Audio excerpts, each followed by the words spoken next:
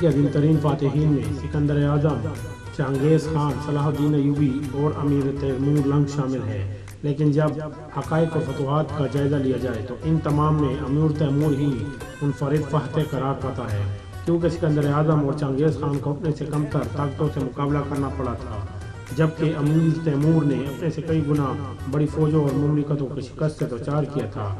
ان کی تقریباً ساری عمر جنگیں لڑتی گزری۔ ان کے دور میں 6 بڑی طاقتیں دنیا پر راج کر رہی تھی، جن میں منگولوں کی سلطنت، عظیم ترک سلطنت، مصر کے مملوک، چین کی سلطنت، سلطنت دہلی اور بغداد کے مسلمان حکمران شامل ہیں۔ ان میں سے 5 بڑی قوتوں کو تیمور لنگ نے شکست دی۔ تیمور لنگ 1336 عیسوی میں جس جگہ پیدا ہوا اسے کچھ کہتے ہیں، جو اب ازبکستان میں واقع ہے۔ اس کا تعلق حکمران خاندان سے تھا۔ تیمور بچپن ہی سے ذہین اور دلیر تھا۔ وہ فنون سپاہ کاری میں حد درجہ ماہر تھا۔ مورخین نے لکھا ہے کہ تیمور خوبی اور خامیوں کا مجموعہ تھا۔ اس نے مقبوضہ علاقوں میں قتل عام کے احکامات بیچ دیے۔ امیر تیمور تیموری سلطنت کا بانی اور تاریخ عالم کا ایک عظیم جنگجو حکمران تھا۔ اس کے استاد علی بیگ نے تیمور کے والد کو بلا کر کہا تھا کہ اس بچے کی قدر جان، یہ نہ صرف ذہین اور دوسروں بچوں سے بہت آگے ہے بلکہ اس میں ناقابل یقین صلاحیتیں بھی موجود ہیں۔ تیمور نے 3 سال کے عرصے میں قرآن حفظ کر لیا تھا، گویا صرف 10 سال کی عمر میں وہ حافظ قرآن بن چکا تھا۔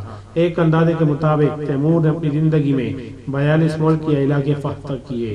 بلخ میں تخت نشین ہونے کے بعد تیمور نے ان تمام علاقوں اور ملکوں پر قبضہ کرنا اپنا حق اور مقصد قرار دیا، جن پر چنگیز خان کی اولاد حکومت کرتی تھی، کیونکہ وہ بھی اسی کی اولاد ہونے کا دعوے دار تھا۔ اس غرض سے اس نے فتوحات اور لشکر کشی کے ایسے سلسلہ کا آغاز کیا جو اس کی موت تک تقریباً 37 سال جاری رہا۔ تیمور کے ابتدائی چند سال چغتائی سلطنت کے باقی ماندہ حصوں پر قبضہ کرنے میں صرف ہو گئے۔ وہ کاشغر اور خوارزم گیا۔ اس کے بعد اس نے خراسان کا رخ کیا، ہرات کے حکمرانوں کو گھٹنے ٹیکنے پر مجبور کیا، اگلے سال نیشاپور اور اس کے نواح پر، اور پھر قندھار اور سیستان پر قبضہ کیا۔ پھر اس نے ایران کی مہم کا آغاز کیا۔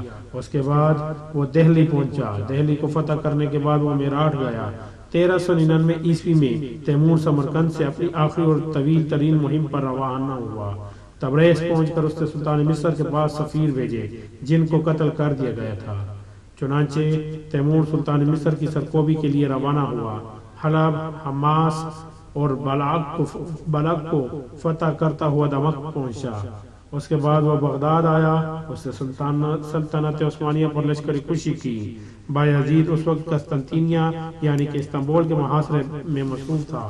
تیمور کے حملے کی اطلاع ملی تو وہ محاصرہ اٹھا کر فوراً اناطولیہ کی طرف روانہ ہوا۔ انقارہ کے قریب جولائی 1402 عیسوی کو دونوں کے درمیان فیصلہ کن جنگ ہوئی، جو جنگ انقارہ کے نام سے مشہور ہے۔ بایزید کو شکست دی اور وہ گرفتار کر لیا گیا، لیکن تیمور اس کے ساتھ عزت و احترام سے پیش آیا۔ سمرقند واپس آنے کے بعد تیمور نے چین پر حملے کی تیاریاں شروع کر دی۔ سردیاں شباب پر تھی اور تیمور بوڑھا تھا۔ دریا کو پار کر کے جب وہ دوسری طرف پہنچا تو سردی کی وجہ سے اس کی طبیعت خراب ہو گئی۔ دنیا کا یہ عظیم فاتح موت کے تعاقب سے نہ بچ سکا اور فروری 1405 عیسوی کو وہ چین کے ایک دریا کے کنارے شدید سردی کے عالم میں سکتے کی حالت میں اللہ کو پیارا ہو گیا۔ اس عظیم فاتح کا جسد خاکی جب سمرقند لایا گیا تو اس پر شہر کے دروازے اختلافات کے باعث وارثوں اور تخت کے دعویداروں نے بند کروا دیے تھے۔